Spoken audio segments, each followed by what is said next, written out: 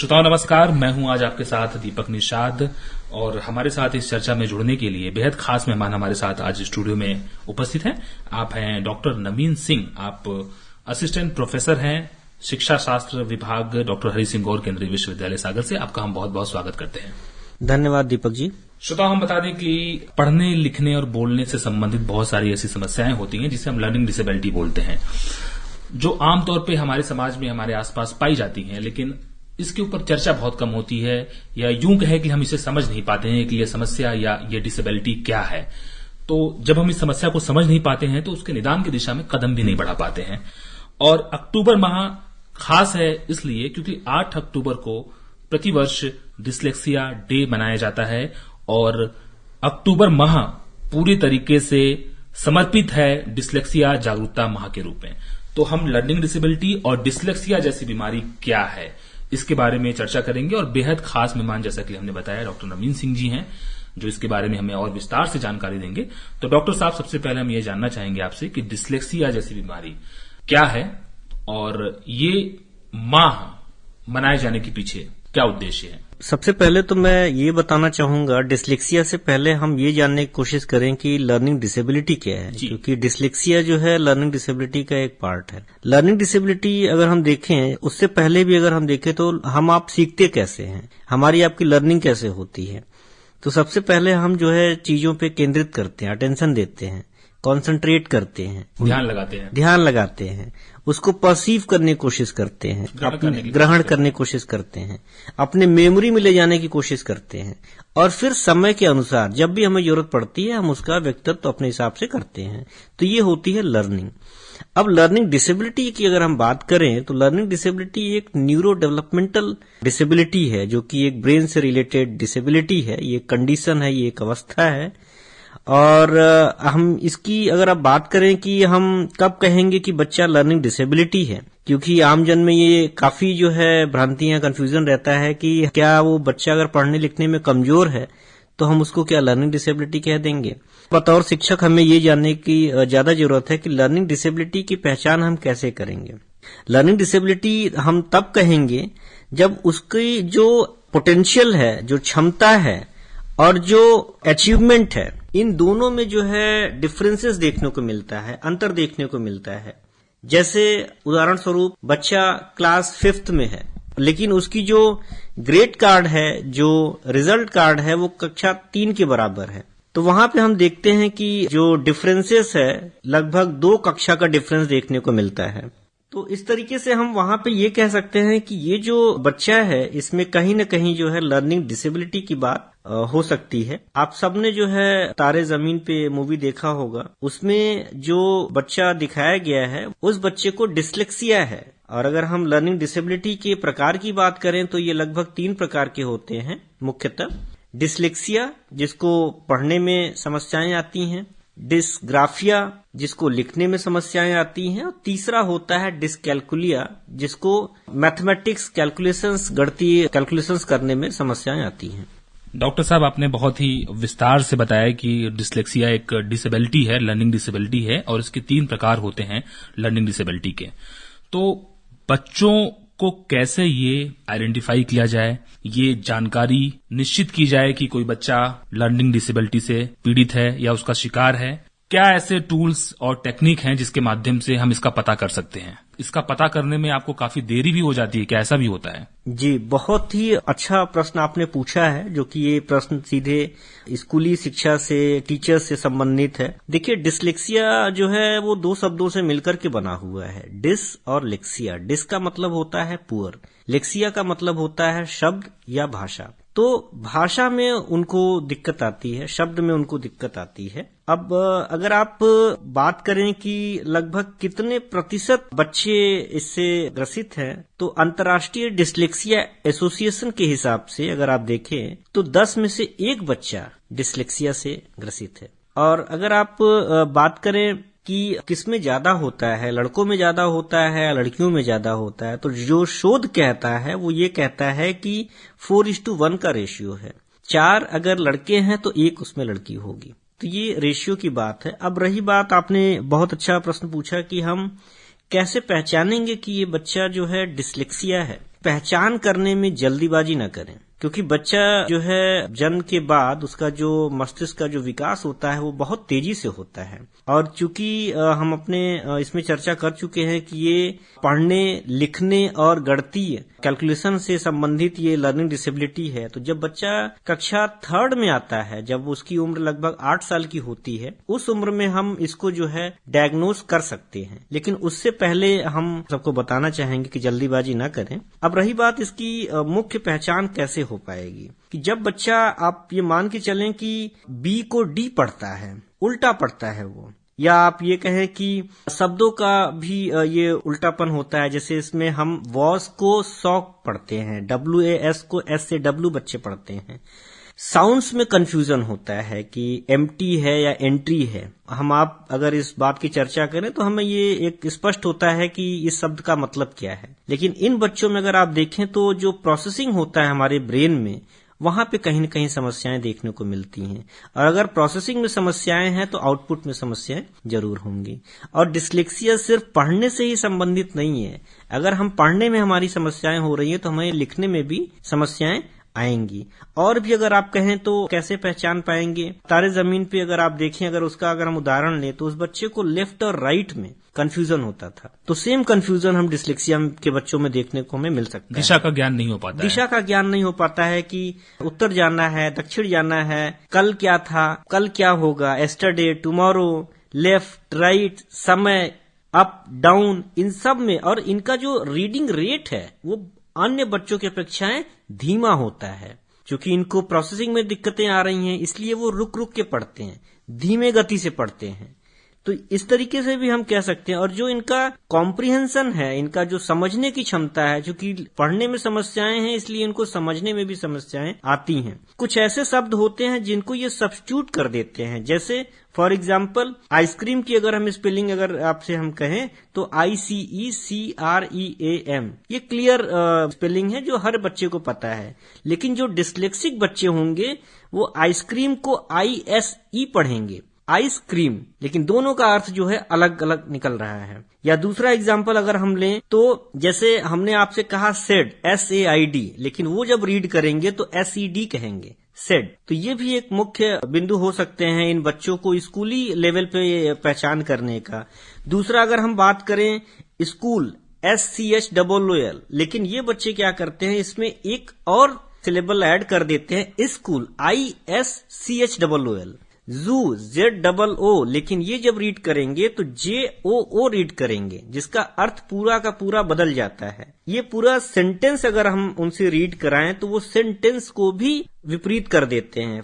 जैसे I like to dance, लेकिन जब डिस्लेक्सिक बच्चे इसको रीड करेंगे तो वो पढ़ेंगे डांस लाइक I too। ये सब, क्या ये क्रम यही रहेगा? ये बदल भी सकता है, क्योंकि देखिए बच्चे जो है स्पेशल हैं, बच्चे यूनिक हैं। जैसे हम आप कहते हैं कि हमारे सारे फिंगरप्रिंट्स एक जैसे नहीं होते हैं, इन सबका आधार कार्ड अलग है। इस तरीके से हम जनरलाइज नहीं कर सकते। बच्चे अलग अलग तरीके से जंबल करके उसे पढ़ेंगे। बिल्कुल बिल्कुल। डॉक्टर साहब, आपने बहुत ही विस्तार से बताया कि पढ़ने, लिखने, समझने में उनको समस्या आती है, प्रोसेसिंग में दिक्कत होती है। जैसा उनका इनपुट होता है वैसा उनका आउटपुट नहीं होता है, क्योंकि ग्रहण करना और अभिव्यक्त करने के बीच का जो माध्यम होता है, जिसे हम प्रोसेसिंग बोलते हैं, वो प्रोसेसिंग सही नहीं होती है। इस कारण से जो इनपुट होता है वो आउटपुट उस तरीके से नहीं निकलता है, जिसे हम सामान्य भाषा में सामान्य कहते हैं, लेकिन वो सामान्य नहीं होता है। इस कारण से ये बच्चे विशेष होते हैं, स्पेशली एबल्ड होते हैं ये बच्चे। यहां पर आपकी बात से मुझे जो बात समझ में आ रही है कि सबसे बड़ी भूमिका जो शिक्षक होते हैं प्राथमिक स्तर के, उनकी हो जाती है। और उच्च शिक्षा स्तर पे तो मान लीजिए कि बहुत ट्रेंड लोग होते हैं, हाईली इक्विप्ड होते हैं, लेकिन प्राथमिक स्तर पे बहुत सारी समस्याएं होती हैं और कई बार एजुकेटर उतने स्पेशल नहीं होते हैं जितने होने चाहिए। ये एक समस्या का विषय हो सकता है। तो जो प्राथमिक स्तर के शिक्षक हैं वो इसको लेकर के कितने संवेदनशील हैं, CBSE या बाकी जो हमारे नियामक संस्थाएं हैं उनके द्वारा क्या प्रयास किए जा रहे हैं, और शिक्षकों को सेंसिटाइज करने के लिए, संवेदनशील बनाने के लिए इन बच्चों के प्रति क्या किया जाना चाहिए? बहुत ही अच्छा प्रश्न आपने पूछा है और ये मेरे दिल के बहुत करीब है, क्योंकि मैं खुद एक टीचर हूं और मैं यूनिवर्सिटी लेवल पे अभी मैं काम कर रहा हूं। हमारा तो काम ही है टीचर्स को ट्रेनिंग देना। और रही बात ट्रेनिंग, इन बच्चों के लिए कितने टीचर्स अवेलेबल हैं, विशेष शिक्षा में जो टीचर्स जो तैयार करते हैं, जो शिक्षकों की तैयारी होती है, उसके लिए भारत सरकार ने एक संस्था बनाई है। उसका नाम है भारतीय पुनर्वास परिषद। ये भारत सरकार के अधीन है, सामाजिक न्याय अधिकारिता मंत्रालय के अंदर काम करती है। पूरे भारत में जितने भी टीचर्स विशेष शिक्षा में ट्रेनिंग लेते हैं, वो शिक्षक वहां पे अपना पंजीकरण कराते हैं और जहां से वो अपनी शिक्षा ग्रहण करते हैं, उस संस्था का मान्यता भारतीय पुनर्वास परिषद देने का कार्य करती है।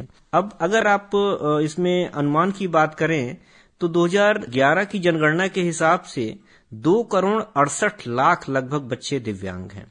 लेकिन ये 2011 की जनगणना है। भारत सरकार ने दिव्यांगजन अधिनियम 2016 पारित किया, जिसके हिसाब से 21 प्रकार की दिव्यांगता पूरे भारत में चिन्हित की गई हैं। उनमें से एक मुख्य दिव्यांगता है लर्निंग डिसेबिलिटी की। भारतीय पुनर्वास परिषद के अनुमान से लगभग 2 लाख विशेष शिक्षक पूरे भारत में अवेलेबल हैं। लेकिन अगर आप दिव्यांगता की बात करें, हमने आपको जैसे बताया कि 2,68,00,000 बच्चे दिव्यांग हैं, वो भी तब जब पर्सन्स विद डिसेबिलिटी एक्ट 1995 के हिसाब से सिर्फ 7 प्रकार की दिव्यांगता चिन्हित की गई थी। आज की डेट में भारत सरकार ने 2016 के हिसाब से 21 प्रकार की दिव्यांगता को चिन्हित किया है। और दूसरा क्वेश्चन आपने पूछा था कि इसके लिए क्या किया जा सकता है या किस तरीके की भारत सरकार, जैसे सीबीएसई बोर्ड है, इन सब का क्या रोल है इन बच्चों को अन्य सुविधाएं प्रदान करने की। तो मैं आपके चैनल के माध्यम से मैं ये भी बताना चाहूंगा कि सीबीएसई एक बड़े व्यापक स्तर पे काम कर रही है और दिव्यांगता को लेकर के सीबीएसई बहुत ही सेंसिटिव है। जैसे ही भारत सरकार ने 21 प्रकार की दिव्यांगता को चिन्हित किया और अपने अधिनियम में पारित किया, उसके तुरंत बाद ही सीबीएसई ने इन सब बच्चों के लिए एक स्पेशल प्रोविजन लेकर के आई है, जैसे कि ऑडियो बुक्स आज की डेट में अवेलेबल है। चूंकि डिस्लेक्सिया की हम चर्चा कर रहे हैं, इन बच्चों को पढ़ने में समस्याएं होती हैं, लेकिन मैं ये भी आपको बताना चाहूंगा कि ये सब जितने स्पेशल प्रोविजंस हैं, प्रावधान है, वो सिर्फ दिव्यांगता के लिए ही नहीं है, वो सारे बच्चों के लिए जो है एक वरदान का काम करती है। ऑडियो बुक्स की जरूरत सबको है, टेक्स्ट टू स्पीच की जरूरत सबको है, स्पीच टू टेक्स्ट की जरूरत सबको है। इन बच्चों के लिए अलग से एक स्क्राइब की सुविधा भारत सरकार देती है, सीबीएसई देती है, एक्स्ट्रा टाइम का प्रोविजन है, प्रावधान है। तो ऐसे बहुत सारे प्रावधान सीबीएसई के द्वारा दिया जा रहा है। भारतीय पुनर्वास परिषद लगातार जो है टीचर्स को ट्रेनिंग देने का कार्य कर रही है। तो ऐसे तमाम चीजें हैं जो आज की डेट में उपलब्ध हैं, लेकिन समस्या वही आ रही है कि क्या हम आप इन सब से जागरूक हैं। आम आदमी का जागरूक होना बहुत जरूरी है और इसी तारतम्य में हमारा ये कार्यक्रम है, जिसके माध्यम से आम जनता के बीच में अपनी बात पहुंचा रहे हैं।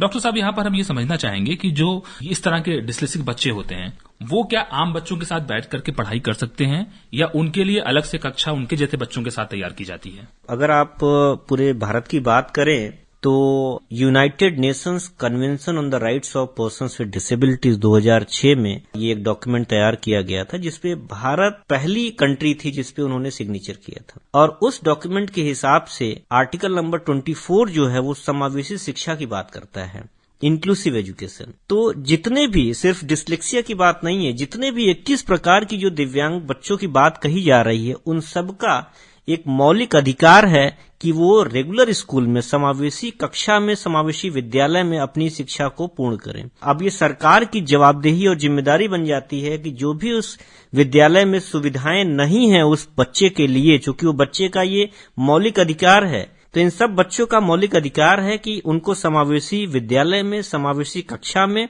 विशेष शिक्षक के द्वारा सुविधाएं और कक्षाएं चलाई जाएं। और सिर्फ विशेष शिक्षक की ही जिम्मेदारी नहीं है, चूंकि ये सामान्य शिक्षक के साथ भी इंटरेक्ट करते हैं, उनके साथ ज्यादा समय लगाते हैं, तो सामान्य शिक्षक को भी जागरूक होने की जरूरत है और विशेष शिक्षक को भी स्पेशल ट्रेनिंग लेने की जरूरत है कि इन बच्चों को किस तरीके से हम कक्षा में पढ़ा पाएंगे। समावेशी शिक्षा प्राप्त करना हर बच्चे का अधिकार है, मौलिक अधिकार है। आर्टिकल 24 की बात आपने की, इसके अंतर्गत हर बच्चे को उसी स्कूल में शिक्षा प्राप्त करना है जिस स्कूल में एक सामान्य बच्चा शिक्षा प्राप्त कर रहा है।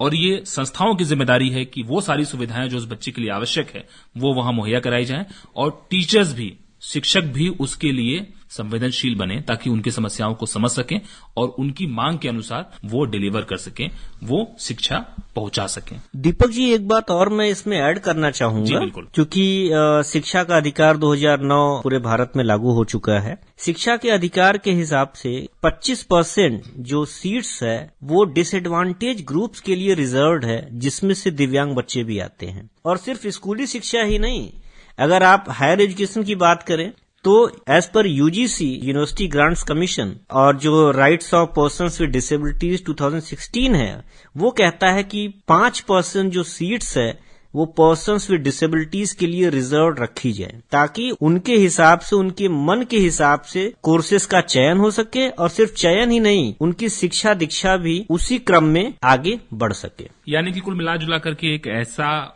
इकोसिस्टम तैयार किए जाने का प्रयास है। कोई भी लर्निंग डिसेबिलिटी से पीड़ित बच्चा अपने आप को आइसोलेटेड या एक्सक्लूडेड महसूस ना करे, अलग थलग महसूस ना करे, समाज की मुख्य धारा का हिस्सा बन करके एक आम इंसान के अंदर जितनी संभावनाएं होती हैं अपने लक्ष्य को प्राप्त करने की, अपनी क्षमता को पूरी तरीके से उपयोग करने की, उस स्तर तक वो पहुंच सके। डॉक्टर नवीन सिंह जी, बहुत अच्छी बातें इस चर्चा के माध्यम से आपसे हुई हैं, और आखिरी में बस चलते चलते कुछ और बात यदि आप कहना चाहते हैं, लर्निंग डिसेबिलिटी से संबंधित कोई संदेश देना चाहते हैं पालकों के लिए, अभिभावकों के लिए, पेरेंट्स के लिए, टीचर्स के लिए, जो आमतौर पे आए दिन इन बच्चों से रूबरू होते हैं, इनके साथ रहते हैं, ताकि ये बच्चे समाज की मुख्य धारा में शामिल हो सकें और अपने व्यक्तित्व का संपूर्ण विकास कर सके, समाज में योगदान दे सके। बिल्कुल, मैं जरूर सभी श्रोताओं को मैं ये संदेश देना चाहूंगा कि बच्चे तो बच्चे हैं, वो हमें समझने की जरूरत है, और जो डायग्नोसिस होती है वो जो है सही समय पे सही होनी चाहिए। अगर उनका निदान सही है तो उनका उपचार भी सही हो पाएगा। अगर आप डॉक्टर्स के पास जाइए तो वो सैंपल लेके ब्लड टेस्ट कराते हैं, फिर कंफर्म करते हैं कि हाँ ये डिजीज इस बच्चे को है। वही सेम जो है टीचर्स को भी समझना होगा कि डायग्नोसिस करने में जल्दीबाजी ना करें, स्पेशली जो है लर्निंग डिसेबिलिटी वाले बच्चों को। दूसरा संदेश मैं देना चाहूंगा कि हर एक बच्चे की अपनी एक स्ट्रेंथ होती है, एक स्किल्स होती है, और एक वीकनेसेस भी होती है, क्योंकि हम दोनों पहलुओं पे बात करेंगे। और शिक्षक ही एक ऐसा जरिया है जो बच्चे के साथ रहता है, इंटरेक्ट करता है, और शिक्षक ही नहीं, पेरेंट्स को भी ये बात समझने की जरूरत है कि बच्चे के पोटेंशियल को हम पहचानें और उसके रुचि के हिसाब से ही हम उसको आगे ले जाने की कोशिश करें। पहले क्या था कि जो बच्चा मैथ्स में अच्छा नंबर लेके आता था उसी को हम कहते थे कि ये पढ़ने में बहुत अच्छा है, लेकिन आज की डेट में अगर हम सीबीएसई की बात करें तो उन्होंने सब्जेक्ट्स को चूज करने का ऑप्शन दे दिया है। लेकिन क्या हम एज अ पेरेंट, हम एज अ टीचर, क्या हम उस ऑप्शंस, उस कंसेशन एग्जाम्पशन से अवेयर हैं, जागरूक हैं? इन बच्चों का अगर हम बात करें तो 40% जिनका डिसेबिलिटी है वो बच्चे इसके कैटेगरी में जाएंगे। अभी पूरे बड़े व्यापक स्तर पे मुहिम चला रही है इन बच्चों का स्पेशल यूडीआईडी कार्ड बनाने का, यूनिक डिसेबिलिटी आइडेंटिटी कार्ड, जो कि मैंडेटरी है, अनिवार्य है। अगर किसी बच्चे को कोई भी कंसेशन लेना है, एग्जाम्पशंस लेना है जो भारत सरकार या राज्य सरकार दे रही है, उसके लिए उस बच्चे के पास यूडीआईडी कार्ड होना बहुत जरूरी है। और लास्ट में हम यही संदेश देना चाहेंगे कि हर एक बच्चा स्पेशल है, उनकी क्षमताओं को हम पहचानें और अपना मन लगा करके, अपना 100% दे करके उन बच्चों को समावेशी शिक्षा के माध्यम से हम आगे तक लेकर के जाएं। जी, समावेशी शिक्षा हर बच्चे का मौलिक अधिकार है, और जैसा कि आपने कहा कि बच्चे तो बच्चे हैं, और खासकर जो लर्निंग डिसेबिलिटी के शिकार या पीड़ित बच्चे हैं वो और भी स्पेशल बच्चे हैं। तो वो स्पेशल बच्चे हमें नहीं समझ सकते हैं, लेकिन हम as a parent, as a society, as a individual person हम उन्हें समझ सकते हैं। इसलिए हमें उनके प्रति नरमी, हमदर्दी, सहानुभूति और उनके हिसाब से एम्पैथी, समानुभूति से समझने की जरूरत है, ताकि हम उनको उनका हक दिलवाने में वाहक बन सकें, सहयोग कर सकें। बहुत बहुत शुक्रिया अदा करना चाहते हैं डॉक्टर नवीन सिंह जी आपका कि आपने एक ऐसे विषय के ऊपर बात की, समाज को सेंसिटाइज करने की कोशिश की, जागरूक करने की कोशिश की, जिसके बारे में बात बहुत कम होती है और बात होना बहुत जरूरी है। आपके माध्यम से चर्चा हुई। डॉक्टर नवीन सिंह जी, सहायक प्राध्यापक शिक्षा शास्त्र विभाग, डॉक्टर हरि सिंह गौर केंद्रीय विश्वविद्यालय सागर से हमारे बीच आए और इस कार्यक्रम से जुड़े। आपका बहुत बहुत शुक्रिया। बहुत बहुत धन्यवाद।